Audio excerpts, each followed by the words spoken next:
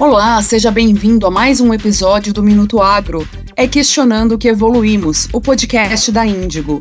Eu sou a Aline Araújo, Head de Comunicação da Índigo, e esse é o espaço para você ficar atualizado sobre o que acontece no agronegócio no Brasil e no mundo. Minuto Agro, com Aline Araújo da Índigo e convidados especialistas no agronegócio.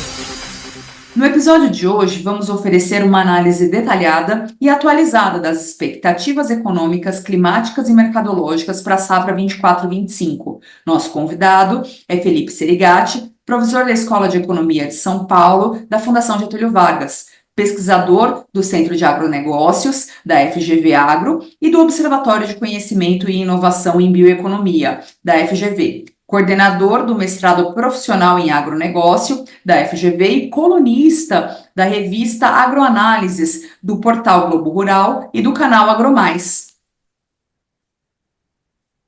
Esse ano, a primeira estimativa para a safra de grãos 24-25, divulgada no último dia 15 de outubro pela Conab, aponta uma produção de 322,47 milhões de toneladas. O volume representa um crescimento de 8,3%, ou seja, quase 25 milhões de toneladas a serem colhidas a mais do que no ciclo anterior. Esse é um novo recorde da série histórica, caso o resultado se confirme no fim deste ano. E para nos ajudar a entender as implicações e tais números e discutir o relatório divulgado, aqui conosco, Felipe Serigati. Felipe, seja muito bem-vindo ao nosso podcast. Olá, Aline. Eu que agradeço o convite para dialogar com vocês e com toda a audiência que vocês têm. Muito obrigado mesmo pelo convite.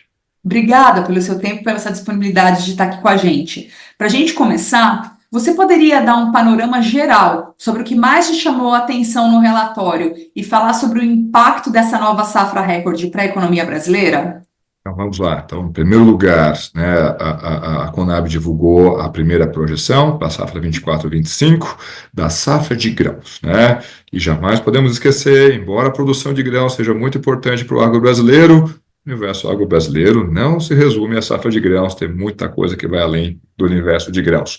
E, de fato, pelos números divulgados, publicados pela Conab, a projeção inicial é de uma safra que, caso se concretize, será uma safra recorde de 322 milhões de toneladas. Veja que uma boa parte dos grãos ali prometidos, a gente ainda não jogou nem a primeira sementinha no solo, tá?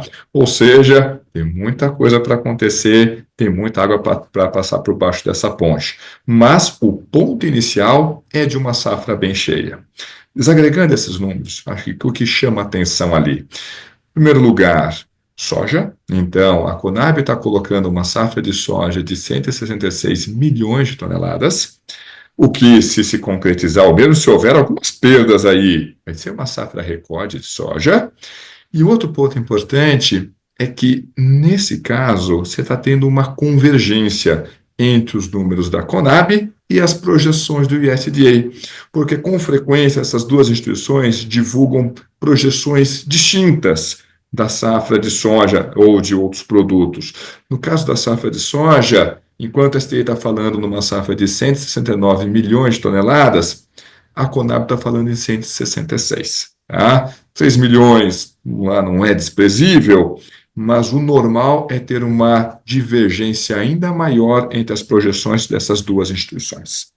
Outro ponto que eu acho que merece destaque, principalmente olhando para o retrovisor, olhando para o que aconteceu ao longo do ano de 2024, são as projeções da Conab para a safra de arroz. Tá? Então, pensando nos produtos da cesta básica, eu acho que dos números divulgados pela Conab, o arroz foi de fato o que mais chamou a atenção.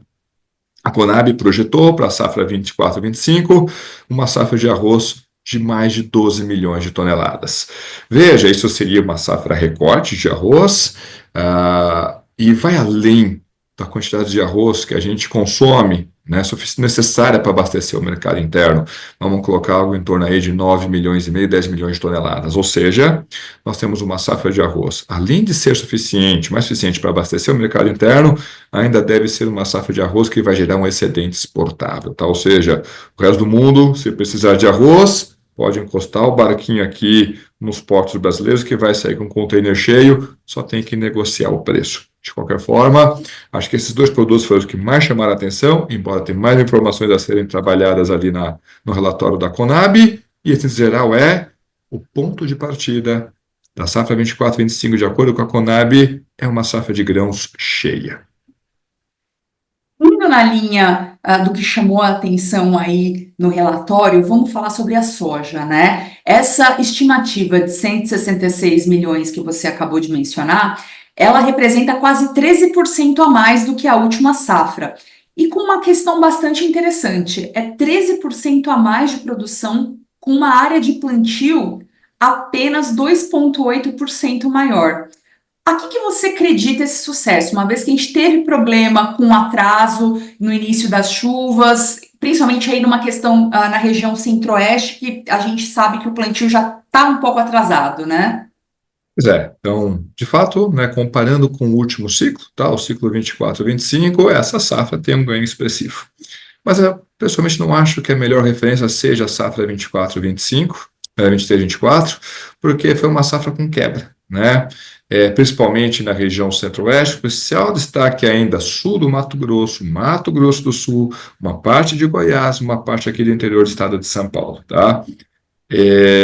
Acho que o melhor ponto de referência é comparar com a nossa última safra recorde, né? Que foi a safra 22-23, né? Então, essa safra ainda projetada pela Conab é maior que a nossa última safra recorde, tá? Então, gente, temos uma safra cheia aqui, mesmo que tenha algumas perdas, deverá ainda ser superior àquela safra 22-23, que a gente colheu mesmo sem grandes turbulências. Eu sei que nossos amigos do Rio Grande do Sul vão discordar, né? Porque, apesar do recorde, a safra 22-23 foi muito dura com o Rio Grande do Sul. Enfim, o que nós temos por trás disso, né? De fato, quando a gente olha ali o início da safra atual, ela começou atrasada, né? Não é tanta novidade assim. Então, no momento que a gente conversa, a atmosfera do planeta está operando sob a influência do fenômeno Laninha. E é super natural que aqui no Brasil a Laninha gere atrasos no nosso plantio. No entanto, aquela chuva que não veio no final da primavera, lá no mês de setembro, no caso da soja, quando se encerra o vazio sanitário, essa chuva está chegando de forma muito consistente agora no mês de outubro, principalmente para a região centro-sul, mas essa chuva deverá ir subindo o território nacional ao longo do quarto trimestre, inclusive chegando ali na região do Mato Piba em algum momento ao longo do mês de novembro. Ou seja, mesmo com atraso, nós teremos provavelmente chuvas consistentes para essa safra. Ainda assim, tem outro ponto que eu acho importante, que justifica esses números, tanto da Conab quanto do USDA. Nós estamos operando com a atmosfera em laninha, ok, mas é uma laninha que parece que vai ser breve. Em algum momento, ao longo do primeiro trimestre, provavelmente ali no mês de março, a atmosfera sai da laninha e passa a operar em clima neutro, tá? Ou seja, chuvas dentro da média histórica, nem acima, nem abaixo. E é difícil você apostar contra uma safra operando em clima neutro. Então, mesmo que a gente tenha ali um atraso no plantio que possa comprimir a janela da nossa segunda safra, muito provavelmente, mesmo ali com algum atraso, a segunda safra vai acontecer com condições climáticas mais favoráveis. E óbvio que isso gera uma série de informações importantes. Só vou colocar duas aqui nesse momento. Primeiro, então, mesmo com atraso, a gente já tem chance de fazer uma segunda safra. Isso está nos números da Conab quando a gente olha para a segunda safra de milho. Mas acho que o mais importante é que isso é difícil de apostar contra a safra americana de 25, tá? Porque os Estados Unidos vai estar produzindo a sua safra sob clima neutro. Se a gente for pensar lá no volume total ofertado desses grãos no mercado internacional na safra 24 e 25, os Estados Unidos provavelmente vão ter uma boa safra. Óbvio, o mapa climático não está riscado ali na pedra, tá? Essas coisas podem mudar, mas o ponto de partida, de fato, é uma safra cheia. E após esse nosso comentário, não só uma safra cheia para o Brasil, mas uma safra cheia também para os Estados Unidos. Falando um pouco de segunda safra, né, o milho, a Conab ela projeta aí uma colheita total em torno de 120 milhões de toneladas, que é 3,5 maior que a safra anterior, mas com uma manutenção de 21 milhões de hectares de área plantada. Você acredita que você acabou de mencionar que a gente vai ter, que a projeção para a safra americana é uma safra também muito boa, porque eles vão estar operando aí num clima neutro. Olhando para esse patamar de produção nosso, você acredita que a safra, que o volume de oferta da safra sul-americana pode refletir de alguma forma nos preços para o mercado externo? E qual que é a justificativa para a gente ter essa manutenção, ter um menor avanço em área plantada? Então, perfeito. Então, veja que a maior parte da área plantada vai vir para a soja, tá? E não para o milho, e faz todo sentido quando a gente vê as margens de cada uma dessas culturas, tá?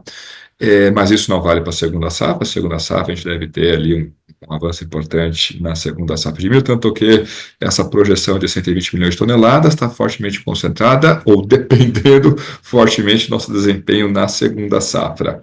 E, sem dúvida alguma, gente, então safra cheia tende a criar pressões baixistas sobre as cotações.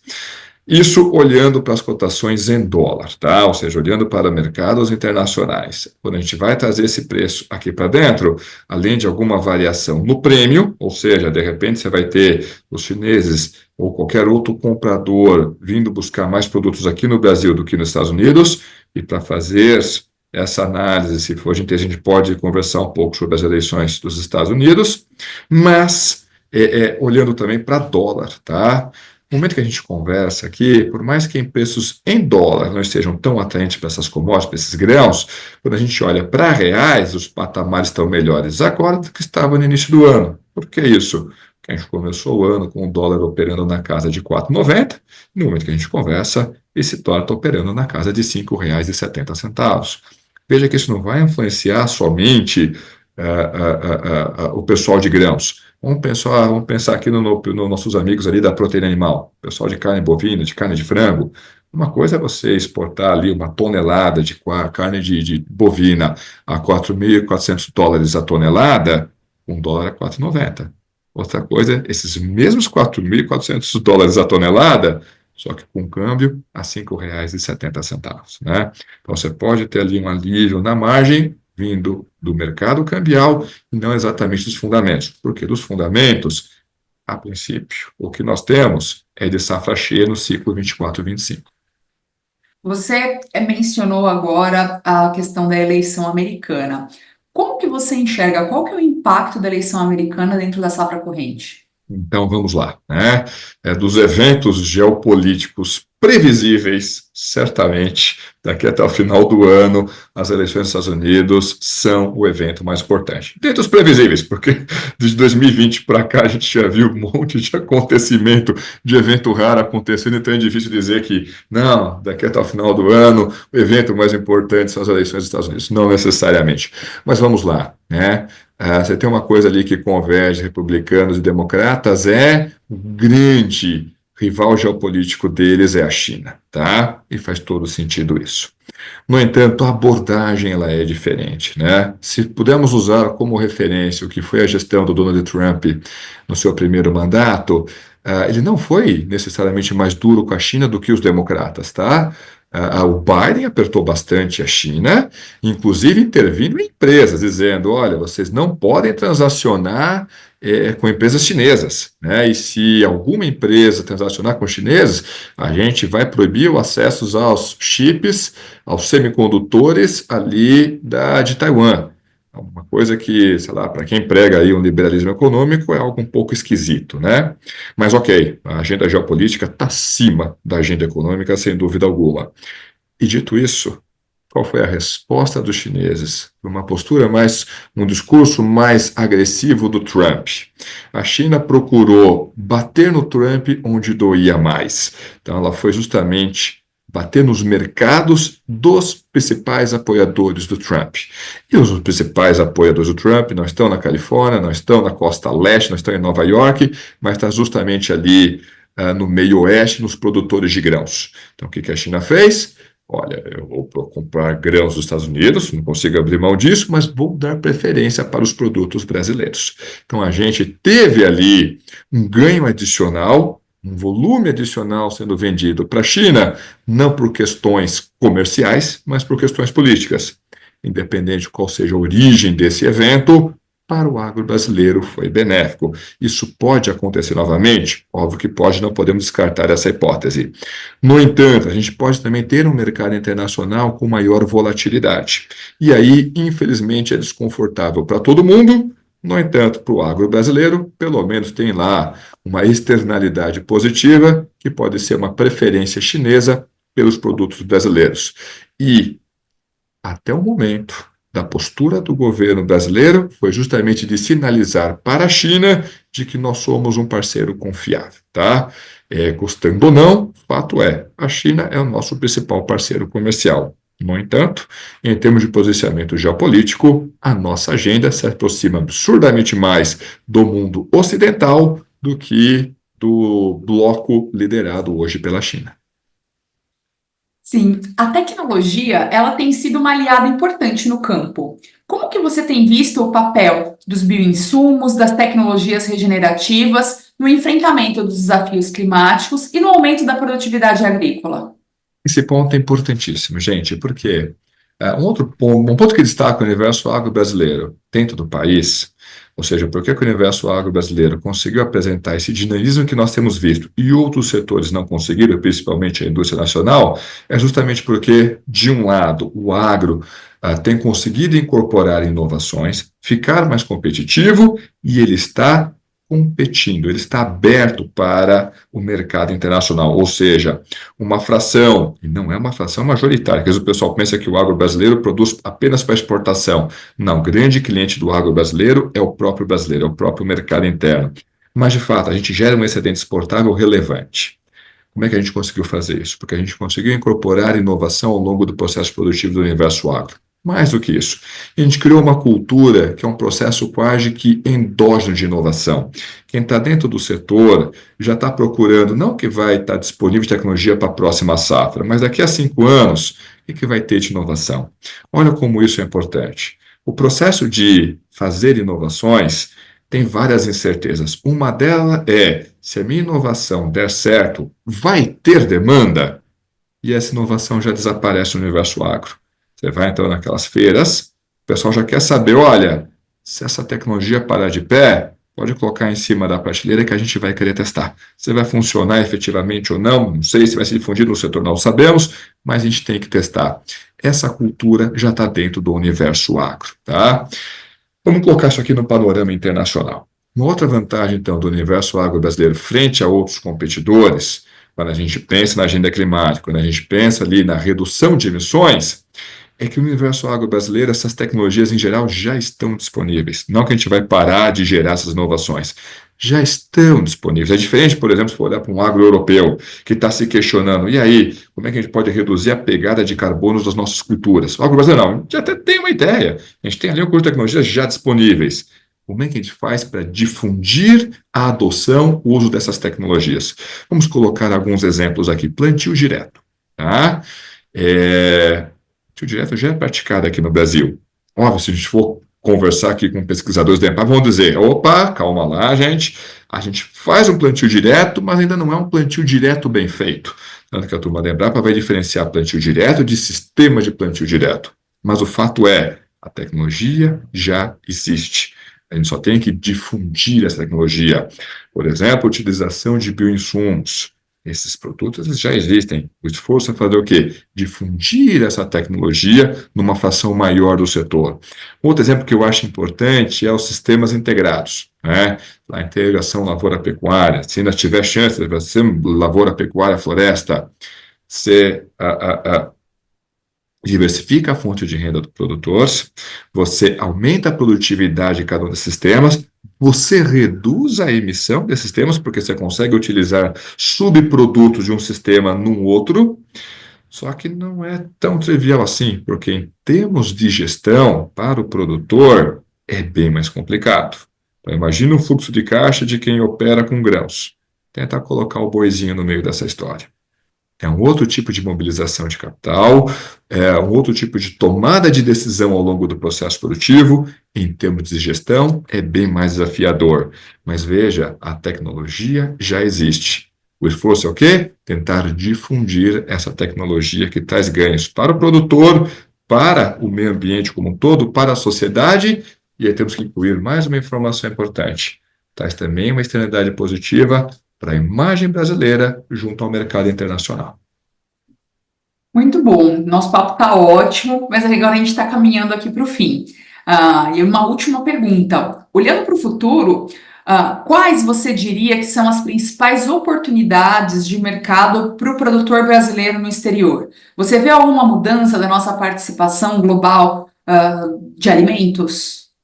Vamos lá, vai depender naturalmente do tipo de alimento, tá? Quando a gente olha para a proteína animal, ou principalmente a proteína bovina, gente, médio prazo vai ser difícil encontrar competidores para a pecuária brasileira. Óbvio que aí o Brasil não pode se sentar confortavelmente no sofá e dizer, puxa vida, né? Meu lugar no alto do pódio está garantido. Até mesmo porque os competidores estão revidando, pode ser de maneira com estratégias de mercado, pode ser com barreiras comerciais, pode ser tentando distorcer a imagem que o produto brasileiro tem no mercado internacional. Gostando ou não, é algo legítimo, faz parte do jogo. Ninguém está nesse mercado para ser amiguinho. Gente, está todo mundo disputando o mercado, nem que seja cotovelada. Não dá para ser amador nesse jogo. Depois, quando a gente olha em outros segmentos, por exemplo, o mercado de grãos, a gente tem lá um papel de destaque. O papel de destaque deverá permanecer, mas mudanças climáticas podem trazer novos competidores. Se mudanças climáticas têm trazido maior volatilidade para a nossa produtividade em algumas áreas do país, essas mesmas mudanças climáticas têm tornado áreas que antes eram economicamente inviáveis de produção de grãos como tecnicamente factíveis. E aí merece destaque tanto áreas no Canadá, mas principalmente áreas no leste europeu, incluindo a própria Rússia. E veja que nós temos o mundo sendo dividido em dois grandes blocos, e seria super natural a China dizer, Rússia, eu já compro minério, eu já compro energia de vocês, se for o caso eu compro trigo de vocês, mas eu acho que vocês têm condições de produzir grãos. E como nós somos parceiros mais próximos, inclusive em termos geopolíticos, a gente poderia comprar uma fração maior de grãos vindos de vocês. Veja que não é a China parando de comprar do Brasil de forma alguma, isso tão cedo não vai acontecer, se é que um dia isso acontecerá. Mas podemos ter sim um outro competidor aos produtos brasileiros. Isso não seria algo inédito. Vamos lá. A gente já exportou carne de frango para a Rússia. E hoje a Rússia, ou antes da guerra, a Rússia era uma exportadora de carne de frango para o mercado europeu. Tá? Então, gente, esse mercado é dinâmico. Por mais que a gente esteja numa situação mais confortável hoje, a gente não pode sentar no sofá e só ficar curtindo ali o sucesso do momento. Além disso, nós temos um esforço grande de tentar agregar mais valor aos nossos produtos. E aí não é simplesmente industrializar, embora essa agenda seja importante, mas acessar mercados que paguem um valor maior pelos nossos produtos. Tem mercados que a gente já tem dificuldade para acessar. A gente pode pensar no mercado sul-coreano, no mercado japonês, isso pensando nas proteínas. A gente pode pensar no mercado europeu, e aí o desafio é monumental, seja pelo acordo Mercosul-União Europeia, seja pelas barreiras não tarifárias que a União Europeia tem colocado, não apenas contra o Brasil, mas contra produtores externos, para tentar proteger o seu mercado interno. E aí tem utilizado a agenda ambiental como uma justificativa para elevação dessas barreiras, cuja uma das leituras é, a verdade, Europa é só protecionismo, né? Tem agenda ambiental, mas, ok, faz parte do jogo, gente, tá, é legítimo. Mercado americano. Veja que os Estados Unidos também impõem barreiras. E, mais do que isso, fora dos Estados Unidos, para diversos produtos, nós somos um grande competidor deles. Então, você tem ali um grande desafio que é conseguir vencer um importante competidor seu no próprio quintal dele. Em algumas situações a gente tem conseguido fazer isso, e eu acho que o grande destaque, por exemplo, é a carne bovina, em que a gente tem exportado carne bovina in natura para os próprios Estados Unidos. Isso chama a atenção. Ok, então, a gente quer ampliar isso? Sem dúvida alguma, já alcançamos boas vitórias, mas naturalmente ainda tem muito a ser percorrido. Lado bom, olhando para o nosso retrovisor, não parece que o universo agro vai querer ficar parado, tá? É um setor que não tem medo de grandes desafios e mesmo que as coisas não dê certo na primeira, segunda tentativa, não para de tentar. Ou como a gente brinca, o universo agro até pode roer o osso, mas não larga. Não, não larga e não para, o agro não para. Bom, esse foi o episódio de hoje do nosso Minuto Agro. Muito obrigada, Felipe, por todo o conhecimento, todas as informações que você compartilhou conosco hoje. Eu tenho certeza que os nossos ouvintes estão mais preparados para os desafios e oportunidades da safra 24/25 depois desse nosso bate-papo, né? Obrigada pelo seu tempo, pela sua disponibilidade de bater esse papo aqui com a gente.